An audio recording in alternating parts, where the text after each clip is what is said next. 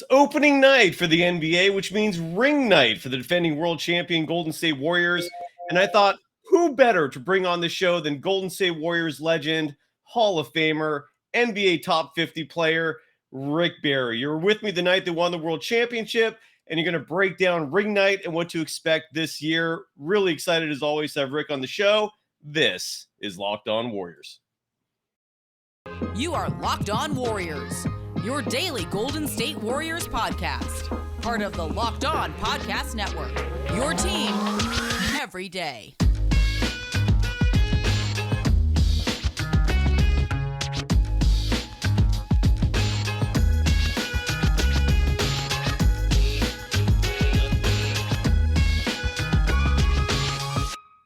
Thank you for making Locked On Warriors your first listen every day. We're free and available wherever you get podcasts. You can follow NBA Hall of Famer Rick Barry on Twitter and Instagram, where he's got access again, at Rick24Barry. You can follow me, Cyrus Saatsaz, on Twitter at DogSurfRoadshow. Rick, how are you doing, sir? And any plans for ring night tonight? No, actually, I'm actually going to be on a phone call with one of my sons, Canyon, doing some stuff and all, but I'll check it out and see how they do. Usually it's disappointing sometimes if you have ring night and you don't win the game. It's always a tough thing. But you know what's so crazy about this? I have to let everybody understand and realize this because it's such a different world. It's astonishing to me that we're talking about the opening night of the season, and the date today is October, right? The 18th, right? You know what? We would still be freaking playing exhibition games and training. We went to training camp at the end of September, and we went for a month. And we didn't play until the end of October, the beginning of November. So, I mean, it's just amazing how they wanted to get this season in as quickly as possible, I guess, and then get it over with enough in time to be able to finally, where they have the finals and the playoffs are on television, because our finals are on delayed television back in the day. So the world has changed a lot. So they have hardly any time at training camp. We used to get killed with 2-a-days forever, play a multiple number of exhibition games. So anyway, good for them. They're getting started. I still wish, and I hope whoever's listening get a message to Jordan Poole. Jordan, just come out and tell everybody everything is good. We need you to say that. That would, I think, put all of this craziness to rest of what transpired. It would be great if you came back and said, hey, everything is good and we're ready to go. I mean, I just think that would be a really good thing to do for the psyche of the team and for the fans and for everybody, to let everybody know, hey, we're getting ready to play basketball and start the season. So let's get rolling. But it's an exciting night. You know, it's an exciting night. And so just so people know, I'm going to hold this up because this is when I show this to so many people when I travel all the time. I'm going to show you a picture that I have. It's of my ring with Joe Lacob, the owner of the Warriors ring. So I'm going to get to my thing for my favorites here on my phone and get. I'm going to turn my camera off so people can see your screen. Well, I'm going to hold it up. Yeah. Okay. Yeah. Great. You'll be able to see this. There we go. Ready? Look at this. It's so insane, the difference. There we go. Here it is. Coming up. Right here.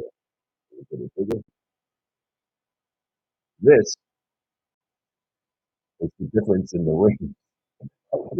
My ring, but the first Warriors ring 40 years later, and they've had multiple ones of these.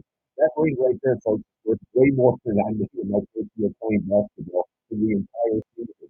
So that's the difference of what goes on in the NBA these days. And so they'll be getting another one. I mean, my gosh, I mean, they're just enormous. I mean, incredible, all the diamonds and all of the different things in there, the design work. So, hey, they've earned it.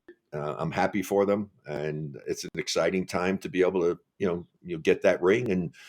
But the big thing is to try to see if you can do it 2 times in a row. It's not an easy thing to do in the sports world. Very few teams are able to repeat that often. That's why what Boston accomplished during that run that they had was remarkable, to win that many championships consecutively. So I hope everything works well for them. Hope everybody stays healthy. I hope the players that we talked about that I think should get better, Kuminga, Poole, Moody especially, and then to see how Wiseman's going to do for the entire season. That's going to be the big factors for this team. So I'm excited about it, looking forward to it, and I'm sure the fans will be excited about seeing another banner raised up in there in Chase Center. Absolutely. When that banner's raised, they can take a look at your jersey that hangs retired in the rafters as well. I want to take a step back in regards to Jordan Poole, the comments you just made. He had a press conference. He's never been like someone who's open to the media. He doesn't like talking with reporters, or he prefers his privacy. He had a press conference a day or two after his contract extension. He briefly addressed that, he's here to play basketball. I'm paraphrasing what he said, but that he said that's what the focus is. He said Draymond apologized. So you think he should say more than that? Is that what you're saying? Well, I don't know, because I'm not in the Bay Area all the time, so I didn't see all the stuff there. And if he did come out and he said that he apologized and we're good and we're here to play basketball, good, then that's great. And so he basically did what I said he should do. I mean, I would like to have seen him come out and do that, not because he was having a press conference, because of the incredible contract that he got. Right. So it would have been nice to have come out even before that. But the fact that he did it during that press conference is fine. He did what he needed to do. That's good. So everybody, please, let's just put this all behind us and let's focus on what the team is doing on a regular daily basis, and go from there, because you don't have, the past is the past. You don't even worry about it. You can't change it. Okay. All you can do is try to make the most of every day of your life and not even worry all that much about tomorrow, because, unless there's something you can do today that can help make tomorrow better, well, then you should do it. But in most cases, you don't have the opportunity to do that. And so every day's a new adventure. And so people ask me, hey, how you doing? I said, look, I'm talking to you. That means I'm doing great. I'm alive. No, I love that attitude. Ring nights, this is the fourth one in 8 years for the Golden State Warriors. You had your own, back in the 70s. And you mentioned teams usually have letdowns on ring night, whether it's the celebratory, environment, whether, I don't know if their guard is down. I guess two-part question for you. One is, why, in your opinion, do you think teams on their ring nights typically lose? Because that is a trend. And then what do you expect from the Warriors tonight? I actually think they might actually, because of all the Draymond Jordan Poole stuff, they might actually put the ring stuff aside and try to present a show of force and come out with the win, just to let people know that that this is past, that this is behind them now. Your thoughts on tonight and everything, yeah, and why teams typically struggle on ring night? Okay, well, first of all, if I knew what was going to happen tonight, I would bet on the game, and I'm not going to do that. So that means I really don't know what's going to happen. Never do I know what's going to happen in games. You can have an idea, but I've always said I live by this motto when it comes to the NBA: always expect the unexpected.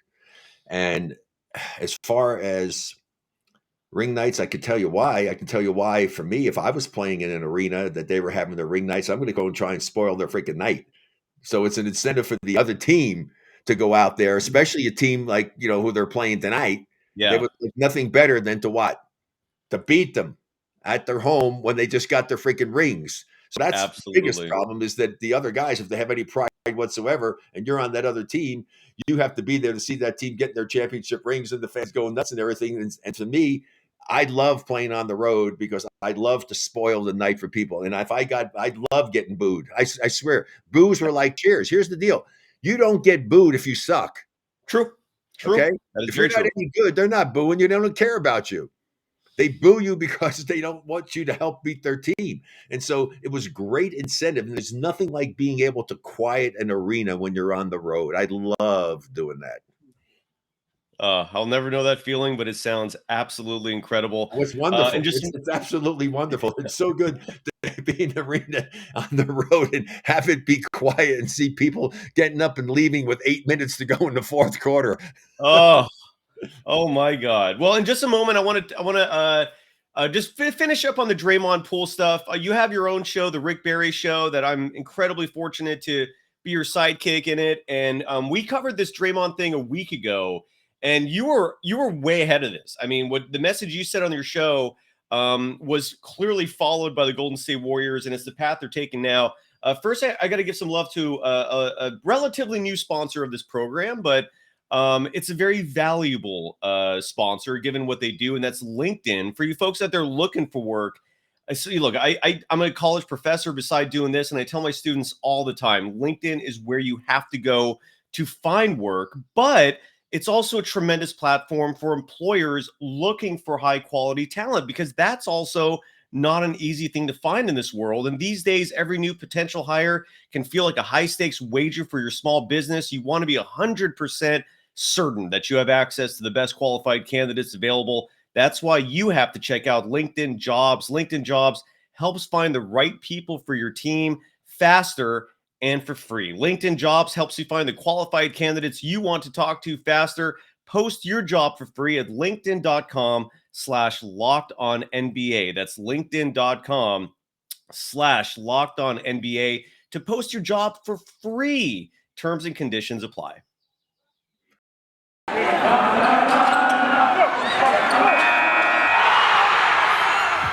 are Locked On Warriors, your daily Golden State Warriors podcast. Part of the Locked On Podcast Network, your team every day.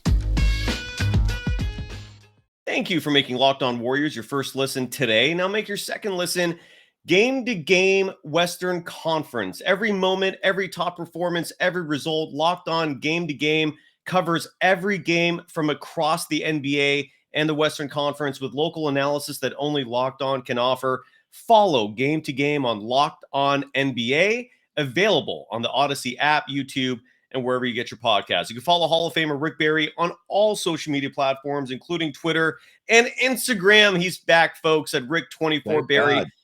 I love it. And I love the fact, I love your messages that you're sending me on there. You're making me laugh. I kid you not. Let's go back to your show, the Rick Barry show last week. You basically said, move on, folks, right? A lot of people still have issues with Draymond Green. The fans didn't show it last Friday in the final preseason game, but the chatter digitally still remains. Look, some people got triggered because it reminded them of bullying. Some people feel in a civilized society you shouldn't be throwing huge punches like that. But look, this is not general society. This is a practice of professional athletes. Hey, they're having a war in Ukraine.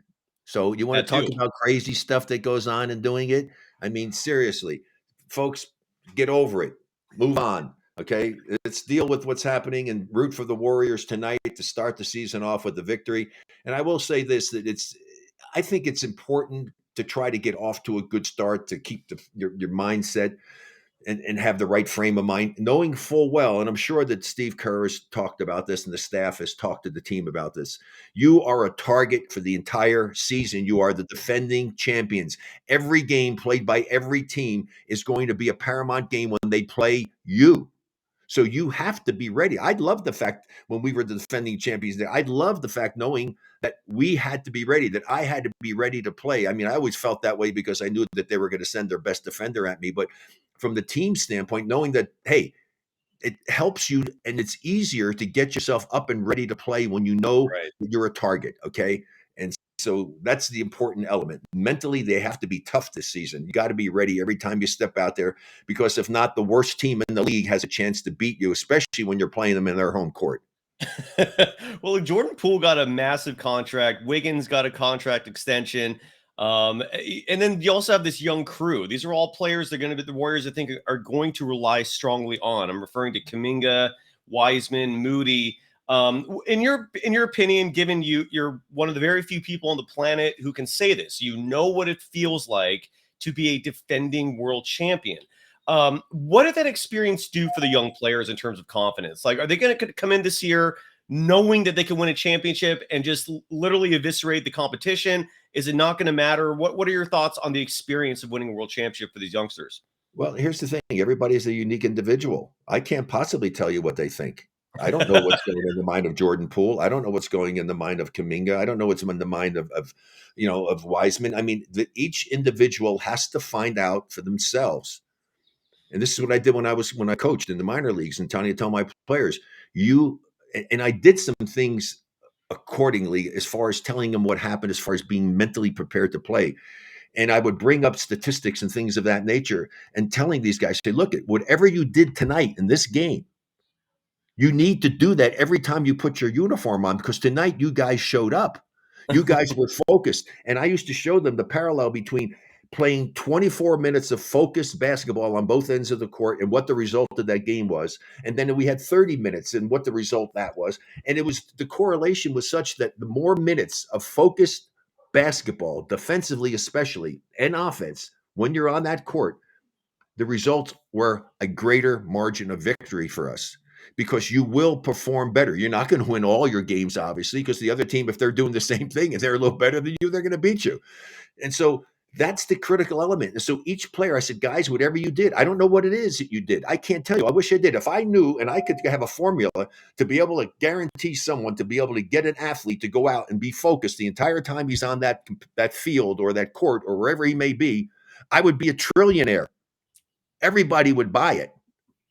But there's no such answer, because everybody, again, is a unique individual, and that person has to determine and find out for themselves what it is they have to do to get themselves properly prepared to play every single game.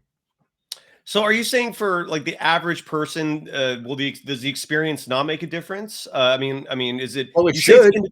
It should make a difference. They should learn from the experience they had, what they did. They got through it. They were successful. Analyzed how you played. What did you do when you played your good game? Did you approach it differently? Every game should be a learning experience. Everything in life should be a learning experience for you. And the intelligent people learn from the mistakes that they make. You're going to make mistakes. Never be afraid to fail. Failure is the quickest way to learn how to do something the right way. And so go out there, analyze what you're doing, and think back to the finals. What did I do in the game that I played my best? How did I approach that? And do it that way every time, every single time. It's not going to work every time for you, but it's going to work the majority of the time for you. Yes, sir. What did it do for you? Like that when you came into training camp next year, when you had your ring night, what did being a defending world champion do for you? Did it do anything? Like, how did it affect you? It gave me the incentive to want to be someone, because there weren't very many teams that ever repeated, to try to do it again. And we came so close. That's why I was so freaking disappointed. And I'm so pissed off at whoever it is that put this thing out there on the internet talking about how I quit in a game against the Phoenix Suns because my teammates didn't come to fight for me when I got in a fight with Ricky Sobers. It's the most ludicrous thing ever. It's an insult to me as a person to think that I would ever quit in a basketball game. I mean, my God, it's ridiculous. So, anyway, it is what it is. Yeah. Well, then let's talk about that for a second, because this is a platform. We have a decent amount of viewers and listeners here. And I want to I'm going to clip this and blast it on social media. The person who actually perpetrated this rumor was Al McCoy, who is still the voice of the Phoenix Suns. He was the source for Bill Simmons to proceed to literally write a page in his book about you perpetrating this lie. Perpetrating. Why am I struggling saying the word perpetrating this lie? And you're like, so explain to people what had been Bill Simmons has been lying about you, slandering you. What has Bill Simmons said specifically, publicly, and which I think is Bill Simmons called me a dick in his book. I mean, which is hard to. I mean, how do you call someone? He doesn't even know me. I mean, so he owes me an apology. I've never met him. I don't have any desire to really meet him. But if I did meet him, I would say, I'm hoping you're going to apologize to me, because what he did was an insult to me. It was a disservice to me. It was wrong. And Al McCoy, what he did was horrible. I mean, that's ridiculous. Anybody that knows me, I mean, I'm like one of the fiercest freaking competitors in the world. I mean, I hate losing. I mean, there's no way to have a chance to be the first repeat champion. The NBA hadn't had those for, since the Lakers. I mean, the Lakers came and had that. I mean, for me, there wasn't anybody. The Lakers did it later, but there was nobody. It was Boston. That's it. And so, yeah, I mean, my God. I mean, I said, who was an idiot? And then the things that they're saying were so stupid because they had video on there showing, well, I wouldn't want to pass the ball. Well, hell, I made a pass to an open teammate for a better shot. What the hell are they talking about? And just to give people context, Rick. Honestly, here's the thing. Let me cut. I should have been the dick that everybody said that someone said I was, and been the type of person everybody thinks I was. I should have gone back to the huddle in the second half. I just said, "Hey, what the hell is going on? Give me the damn ball. You're not giving me the ball. Put the ball in my hands." And I should. But you were trying to had to do it again. I would have done it. Because there's no way that I mean, that still eats at my craw. I think you can tell. Of course. I remember that series like it was yesterday, and it just eats at my craw. And then when I saw that thing talking about me quitting. Oh my God. What an insult that is to Yeah. me. It really is. So, but anyway, I've got to go and get on another call for some business purposes, but it's always great to talk to you. Congratulations to the Warriors for another, I think, maybe the most gratifying championship that they had since they won the one 40 years after ours, because I don't think anybody expected them to do this. I mean, they were expected to Right. do things before, Well, I but did. But I yeah. don't think anybody expected them to win the championship last year, and they took advantage of it and did a great job. I think they have a better basketball team this year than they had last year, and let's Wow. see how it all plays together, how the defense makes that commitment to be totally and completely committed as a team to be the best defensive team they could possibly be. If they do that with the talent that they have and the other guys approach it properly, they have a chance to repeat, and that's what I'm going to be rooting for. So all the best to you Warriors fans and the Beautiful, Rick. Warriors. And thank you for joining me today. And again, I'm so sorry about just any lies that are spread about anyone. How can it not hurt you? Yeah. So anyways, have a great day, Rick. Thank you so much for joining Thanks so me. much. And we'll Bye-bye. talk soon, Rick. Thank you, sir. That's Hall of Famer Rick Barry, a person I consider a dear friend. I love the man. And just to finish up on what he was saying there, in case people don't follow, I wanted to add the context real quick for what he was referring to. In the 1976 Western Conference Finals, it went to a Game 7 between the Warriors and the Suns. And in the first quarter of that game, Rick got into a fight with another player on the Suns, with the opponent. And the lie that Al McCoy perpetrated, I don't know why I kept saying perpetrated, is that that none of Rick's teammates came to his defense in that fight. And that Rick was so upset by his teammates not coming to back him up that he decided to stop shooting the ball in the second half of that game. Or maybe the lie was that was it that yeah, I guess that's what the lie was that he's decided to stop shooting, that he decided to pout. Look, the YouTube clips clearly don't substantiate that ridiculous lie, but for some reason, Al McCoy said this to Bill Simmons. Bill Simmons proceeds to write this in his book, and then Bill Simmons refuses to ever communicate with Rick Barry, refuses to ever ask Rick Barry his side of the story, and just proceeds to call him a dick and just slander him. And I think Bill Simmons. I grew up reading his columns. He's a fantastically brilliant writer. I love his podcast. I think it's very entertaining, but Bill Simmons blocked me on Twitter because I was coming to Rick's defense and asking Bill, just bring Rick on your show, or at least reach out to him and just get his side of the story so he can stop lying about him instead of relying on this one attribution from Al McCoy, who, by the way, is still the Suns play-by-play broadcaster. I think he's like 90 years old now or something. It's really crazy. So that's what Rick is referring to. I personally think it is egregious for anyone to make up lies about anyone else in this world, let alone someone like Bill Simmons, who has an incredibly influential and powerful platform, to lie about Rick like this. It's just not cool. And Bill Simmons, instead of saying, yeah, you're right, Cy, like I should reach out to Rick. I'll address this issue and at least get his side of it. He blocks me on Twitter, just refuses to acknowledge this. Loves to talk about Rick, but refuses to ever interview him. And it just makes no damn sense to me. And I can understand why Rick is upset about that whole thing. Anyways, going back to tonight real quick. Tip off, I believe is at 7 at Chase Center. The inside the NBA crew, Charles Barkley and Shaq and Kenny and Ernie, they're all going to be there. It's ring night. And what I was trying to tell Rick is, and I'll repeat this again, unlike previous ring nights for most defending world champions, where there usually is a colossal letdown. And Rick brought up another great point for why that is, which is that opposing teams don't want to be victimized on ring night. They want to make a statement themselves. But with everything the Warriors have dealt with here behind the scenes, we're talking about obviously the Draymond Green punch, Jordan Poole, and all the distraction that has come of that, because so many questions have been referred to that. Steve Kerr himself said publicly that this is the biggest crisis the team has ever dealt with. This is the hardest experience they've ever dealt with.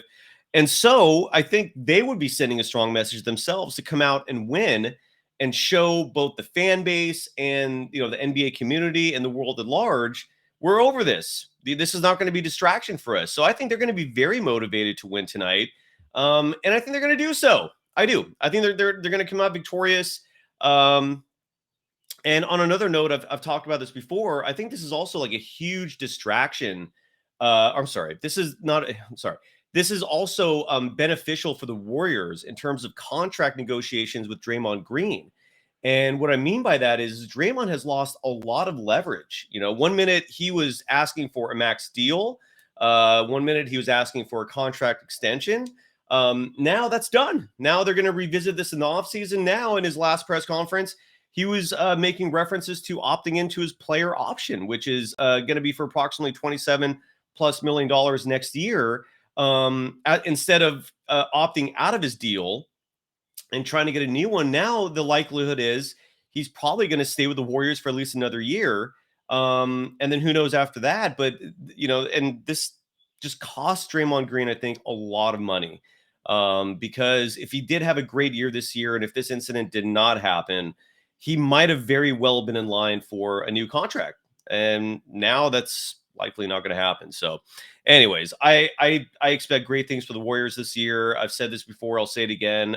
I think the Warriors are going to be much better than they were a year ago. The young group so far is showing and proving that they're, at least in this preseason and from Summer League, that they have grown from their rookie campaigns or from their second-year campaigns. James Wiseman is still practically a rookie. And there's going to be some exciting things to come. Plus, JaMychal Green is an insanely valuable free agent acquisition. Dante DiVincenzo was another fantastic free agent acquisition. This team is geared. You know, I just don't see any other team in the NBA in their class. So Ring Night should be exciting. I cannot thank Rick Barry again for coming on. You can follow him on all social media platforms at Rick24Barry. You can follow me, Cyrus Saatsaz, on Twitter at Dog Surf Roadshow. You can follow this program on Twitter at Locked On Dubs. And I also want to mention again that Wes Goldberg, host of Locked On Heat, Jackson Gatlin, host of Locked On Rockets, and myself, we did a 2-part NBA preview show, which is available on the Locked On Warriors feed, in addition to their feeds possibly. And we covered 1 through 5 of every division. And we gave what I hope is a detailed breakdown of what's to come this year, which I think will culminate with the Golden State Warriors repeating as world champions. I really do. To me, they are just so much better than the competition. It's, if everything goes according to plan, there should be another celebration come June next year. All right, folks. I'll be back at it tomorrow with Kevin Dana. Until then, thank you and talk to you soon. Go Warriors. Later.